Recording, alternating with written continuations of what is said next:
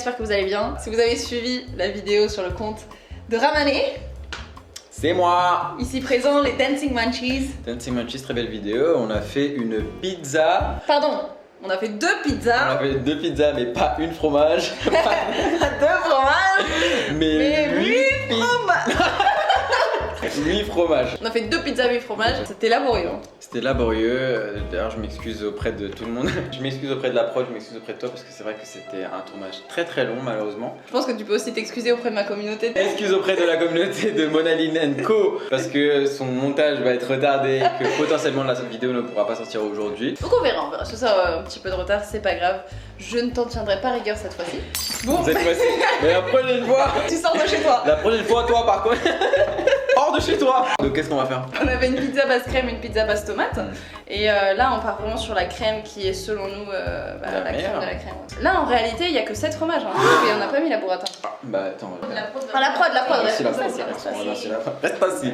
Et reste assis. Your pleasure is my pleasure. Oh, elle est magnifique. Hein. Tu sais que je crois que la burrata, c'est donc une couche de mozza et à l'intérieur de la ricotta. Non. Si je dis pas de bêtises, ouais. C'est pas de la stracciatella? Peut-être de la stracciatella. C'est vrai ou c'est un fun fact encore que Non, personne va croire? Ça c'est la vérité. D'accord. Non, il y a que toi qui crois pas mes fun facts. Hein. Ma communauté elle est derrière moi. On va se fumer en train de manger comme ça. Un mukbang. Allez, bon appétit. Comment t'as mis la tablette? On dirait vraiment une avocate. Oh oui. Bon, je vous ai quand même préparé une petite activité. Hein. Super. Quelle Voilà. surprise. Un petit bol, une bolinette avec des petits papiers. On va chacun en piocher un. Ça va traiter d'un sujet, donc c'est surtout autour de YouTube en fait. Ok. Après on peut extrapoler, hein. On n'a pas vraiment toute la nuit parce que moi ma vidéo doit sortir. Mais comme on vient de lancer notre chaîne tous les deux, je pense que ça peut être intéressant de répondre à ces questions. Les invités en premier. D'accord. Ok. Mes sources d'inspiration. Il y a certains youtubeurs que j'aime beaucoup, enfin en tout cas dont j'aime beaucoup le processus de création et que je trouve très originaux. McFly et Carito, je trouve qu'ils sont très bons parce que ce qui est intéressant, c'est qu'ils proposent souvent des contenus très produits et avec un budget important. Et je trouve que le côté professionnel de la réalisation de toute la vidéo, c'est un truc qui m'inspire beaucoup. Tu vois le truc? Et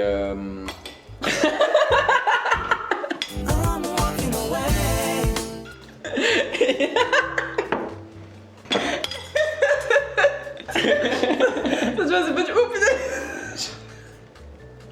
Professionnalisme, c'est bon. on peut pas parler sérieusement. Tu m'invites pour parler de sujets personnels, vraiment je viens pas sur ta chaîne. Après j'aime beaucoup toute l'équipe Maison Grise avec Benjamin Verrecka, Pierre Cross et Morgane West. Je trouve que c'est vraiment intéressant parce que tu mets le divertissement et le théâtre et ça j'aimerais bien même prendre des cours de théâtre pour améliorer mon élocution ou ma capacité à improviser ou à rebondir sur les autres, tu vois. Enfin, pas rebondir. Dans le futur, j'aimerais bien pouvoir intégrer mon côté, ma sensibilité artistique, qui est vraiment très différente de ma sensibilité au divertissement. Et j'aimerais bien créer un pont entre les deux pour réussir à faire des choses à la fois rigolotes et à la fois des trucs un peu pointus, enfin, en tout cas artistiquement intéressants quoi. Ok. À quoi ressemblerait ta chaîne idéale? Ouh, ça c'est super dur comme question. Ouais, franchement, c'est méga dur. Moi, j'aimerais bien faire des trucs, des vidéos autour de la nourriture. Ouais. Tu vois,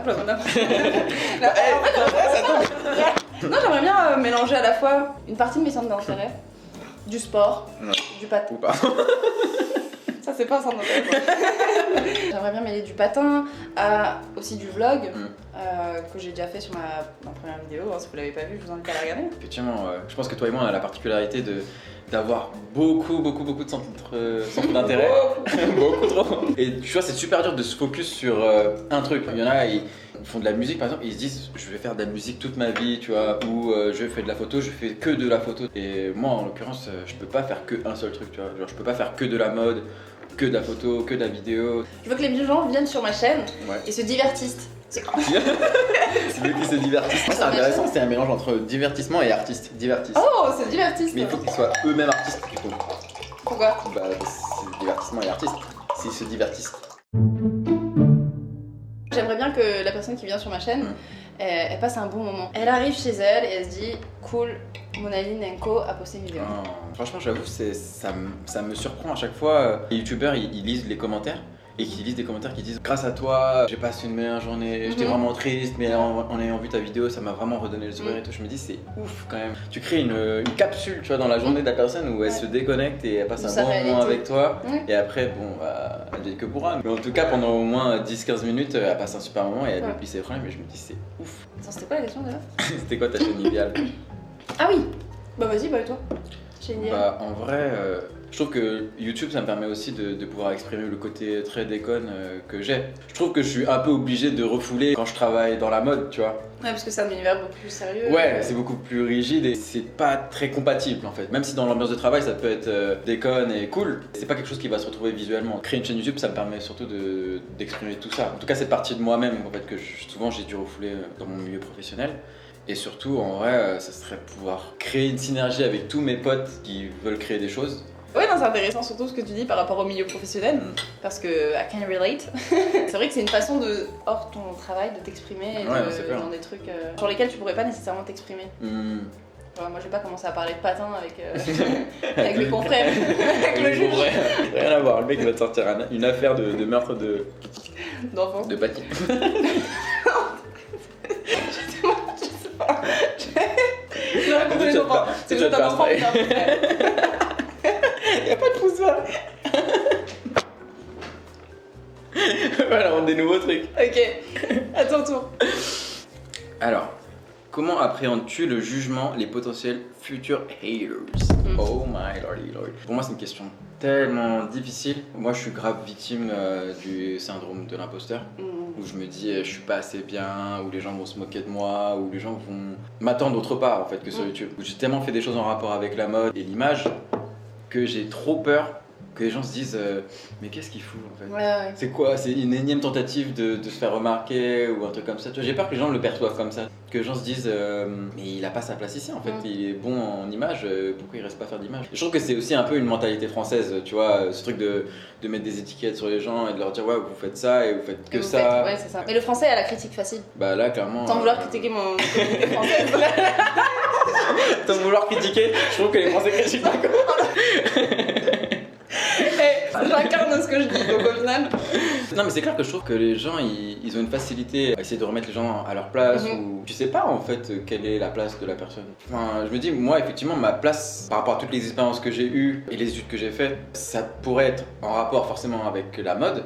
Mais au final, c'est pas forcément ce que j'ai envie de faire. C'est pas parce que j'ai fait tout ça que je suis obligé de faire ça. Et c'est de ce besoin de rentabiliser le diplôme ou les expériences. En fait, si on veut faire quelque chose de diamétralement opposé, bah je suis le seul à décider si c'est bien ou pas quoi. Ouais. Ça je pense c'est compliqué le regard des autres au tout début. Et un truc que je me dis et qui m'a beaucoup aidé, c'est de me dire qu'on peut pas plaire à tout le monde et ça c'est un truc sur lequel j'ai beaucoup travaillé avant de décider de vraiment concrétiser ma chaîne YouTube. Et je me dis qu'à partir du moment où t'acceptes ça, tu vois, t'acceptes aussi que y a des gens qui vont prendre un malin plaisir à critiquer gratuitement. Je pense qu'il y a des gens qui vont critiquer et de manière constructive et qui n'est pas forcément de la haine au final, parce que moi personnellement j'aime beaucoup la critique, mais je pense juste accepter que les gens puissent ne pas t'aimer. Et effectivement tu pourras jamais plaire à tout le monde de la même façon que tous les aliments ne plaisent pas à tout le monde. Tu vois, moi j'aime pas le poisson. Ouais, pour quelqu'un je suis du poisson.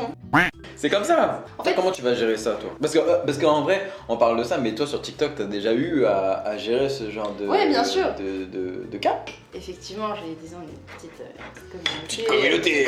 Une modeste communauté composée de plus de 100 000 personnes. Un sixième de la population totale du Luxembourg. Ouais non, en vrai, j'ai déjà eu à gérer des petits électrons libres qui étaient un peu trop libres. La façon dont je gère ça, disons la critique stupide.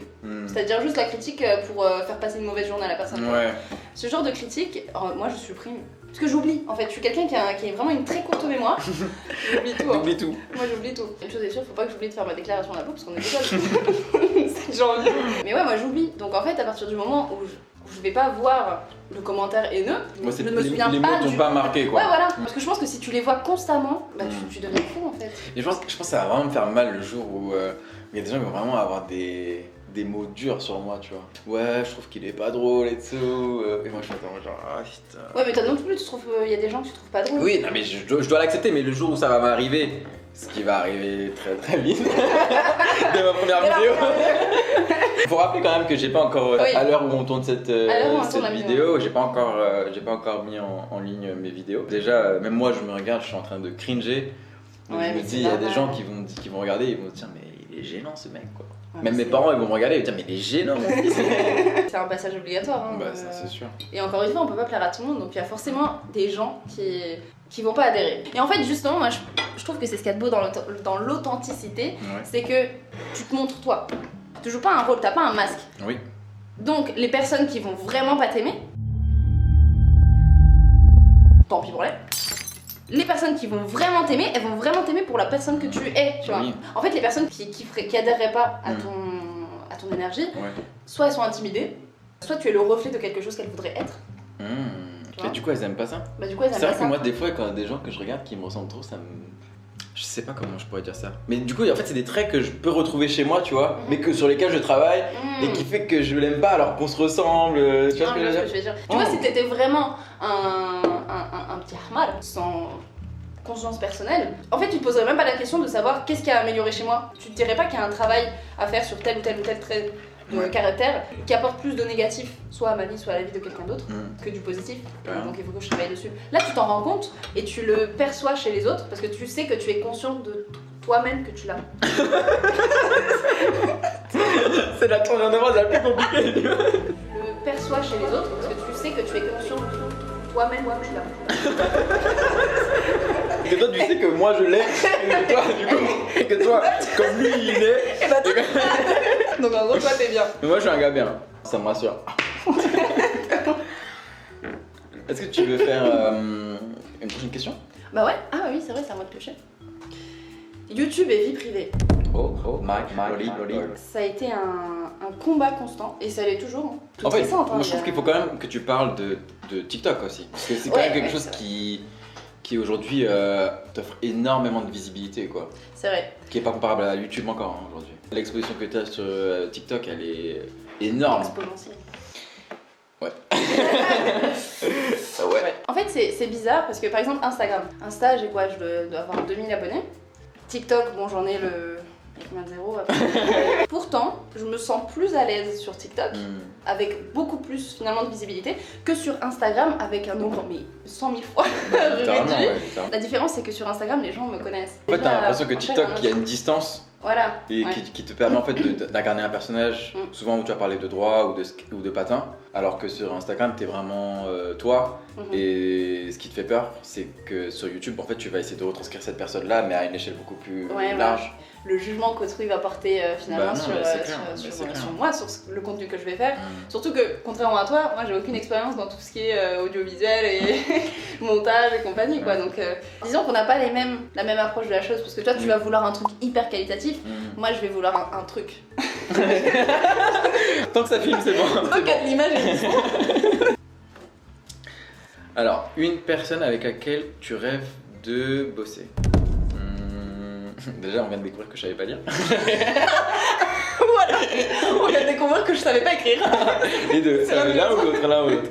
En vrai, je me dis, si un jour je fais une vidéo avec Squeezie, je me dis ce serait insane. Surtout qu'en plus, je trouve que son contenu, je trouve qu'il est de mieux en mieux.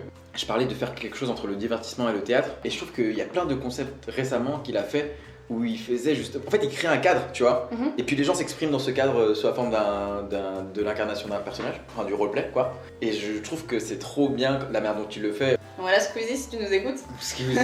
Les chances sont minimes, mais l'espoir fait vivre.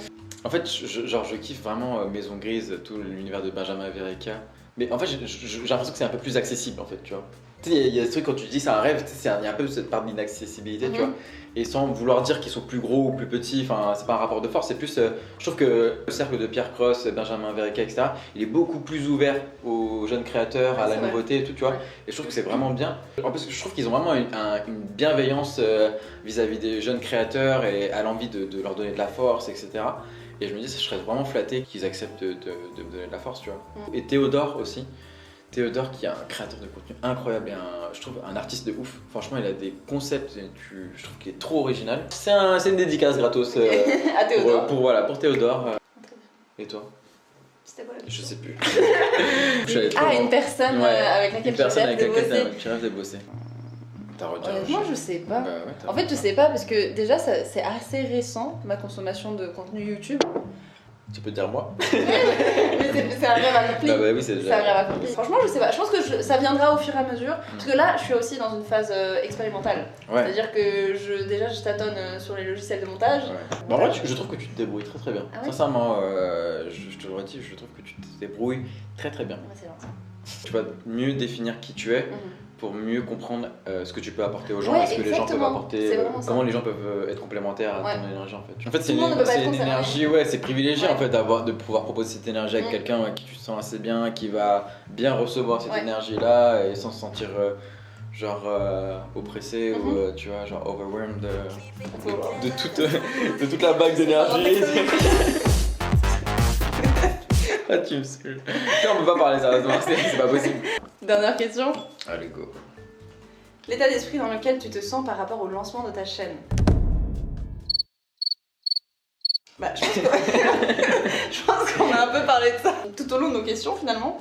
Comment tu t'es senti quand t'as posté ta première vidéo? Avant de poster la vidéo, la semaine qui a précédé la publication. Chips. Voilà. En fait, j'avais peur de me mettre la pression. Dans le sens où elle sera postée. 2 semaines plus tard, il faudrait que je poste la deuxième. En fait, ça te lance dans un truc où du coup, tu te dis les gens vont attendre en fait. Ouais, voilà, exactement. Donc j'avais peur de ressentir un peu cette pression que je me mettais toute seule. Et en fait, pas du tout. Quand je l'ai posté et que j'ai vu tous les retours qu'il y avait. Ça t'a fait du bien. Mais ouais, et je me suis dit, purée, j'ai trop hâte de bosser sur la prochaine. Et ça m'a donné de l'adrénaline, plus que de la pression. Et c'était vraiment cool. Enfin, c'était vraiment un sentiment d'accomplissement déjà d'avoir posté mon premier travail et de l'avoir partagé. C'est hyper courageux. C'était. Ça fait peur. Faut accepter en fait. Ça fait peur. Tu sais, genre tu te mets à poil en fait devant les gens et t'es vulnérable. Ouais. Parce qu'au final, dès que t'as lancé le truc, ça t'appartient plus. Les gens ils peuvent dire c'est bien, c'est nul. Exactement. T'es impuissant en fait. Ouais. Mais toi alors, parce que moi en soi, c'est bon, elle est lancée. Hein. Et toi, comment tu te sens? D'un côté, j'ai hyper peur d'être gênant, tu vois. En fait, je vais être gênant, mais en fait, ça revient aux questions de tout à l'heure. Mais en même temps, je suis trop excité parce que je me dis que quand on fait des journées où on tourne, on rigole toute la journée et qu'on s'amuse et que c'est ça le travail. Parce qu'en vrai, c'est énormément de travail. Enfin, je sais pas si les gens se rendent compte, mais tourner des vidéos, c'est pas juste brancher une caméra et appuyer sur enregistrer. On a écrit, on a posé des lumières, et du coup, de se dire, j'initie ce mouvement-là moi-même et je commence à m'investir dans ce truc-là qui potentiellement peut devenir mon quotidien, si ça marche. Si vous vous abonnez. C'est hyper excitant, tu vois. J'ai hâte en vrai de finir les montages et de commencer à publier quand je serai prêt. Et en tout cas, si vous voyez cette vidéo, c'est que ma chaîne est lancée. Donc, Fort bien. Oh. Ouh. Ça a été enregistré. Ça c'est dans la boîte. Bah, franchement, je vois qu'il y en a un, il avait très faim. Et attends, et franchement, j'ai mangé qu'une seule part en vrai. Ouais. Alors que j'ai pas mangé de la journée. Ouais, bah moi non plus. Hein. Bah, chacun sa faim, hein. On n'est pas là pour juger. C'est vrai, faut pas se comparer aux autres. Ouais, chacun mange à sa faim. Chacun mange à sa faim, chacun crée sa chaîne à son rythme. En tout cas, c'était cool d'échanger sur ces sujets avec toi. Carrément. Dont on a déjà parlé 1 millier de fois off camera. Mais c'est intéressant de les mettre de façon plus structurée. Et très ludique. C'est un jeu. moi, je vois ça, je me dis super, on va jouer aux cartes. Ouais, ça fait le cul par terre. Ce qui sera drôle, ça sera de potentiellement regarder la vidéo plus tard et de se dire on a parcouru tout ce chemin quand même. Ouais. Enfin, on l'espère. Si 1 an plus tard, on en est au même niveau, c'est-à-dire, moi je crois actuellement je dois avoir peut-être 110 abonnés, ce qui est plutôt cool. Pas mal, c'est bien. Pour une vidéo. Pour une vidéo. Et ben merci de m'avoir invité. Ben merci de m'avoir invité aussi, parce que on est chez toi. Ah oui, c'est vrai. Donc merci de m'avoir invité, d'avoir été mon invité. Avec plaisir. Et à bientôt pour de nouvelles aventures. Et n'hésitez pas, c'est aller sur sa chaîne. C'est un ordre. C'est un ordre. C'est un ordre. Allez suivre la chaîne de Ramané. Et suivez la chaîne de Monaline & Co. Voilà. Et mettez un pouce vert. Ça va être ton running gag. Il y avait pas les pouces verts avant. C'était pas pouce vert, pouce rouge. Peut-être. Oui, si, je crois que c'était ça. Bah ouais. Maintenant, c'est que pouce bleu. Ouais, maintenant c'est nul. Non, je rigole. Je rigole YouTube. Je rigole Google. Franchement, ton algorithme il est grave cool. Donc voilà, super algorithme, super pouce bleu. J'adore le bleu en plus, j'adore le bleu. Peu importe la couleur, peu importe. Juste, il est dans ce sens là, pas dans celui-là. Mettez un pouce en l'air. Un pouce en l'air. Bon, est-ce que tu veux reconclure ou est-ce qu'on conclut sur ça? Je crois qu'on conclut sur ça, non? Ok, c'est bon. Allez, bachi bachi. Bachi bachi.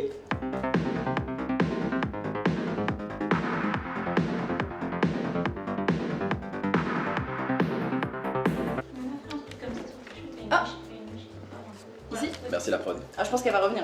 C'est vaillante. On est bon? Allez, pour la 4ème fois, je tire ce papier. Oh, t'as fini la pizza? Moi, franchement, j'ai. Faut pas se forcer, hein. Mais pourtant, c'est excellent. Est-ce qu'à la production, on peut avoir un doggy bag? C'est super. Sous preuve du contraire, je crois que tu dors ici. Tu vas pouvoir manger ce soir, Un demain. petit doggy bag pour la chambre. Ah bah. C'est extrême. En étant un. Au final, c'est plus extrême. Non, pas nécessairement, parce qu'en étant toi-même, eh ben, tu vas attirer un certain. Attends, c'est quoi l'expression là? Tu sais, la loi de l'attraction? Non. Plus égale plus? Non, ça c'est. Non, c'est pas on récolte ce que. Non, ça c'est négatif, on récolte ce que l'on sème. Autant dans le sens où. Non. Je veux prévenir quelqu'un. Qui vole un œuf, voilà. Faut pas mettre la chose. Faut pas prendre la peau de l'ours avant d'avoir tué.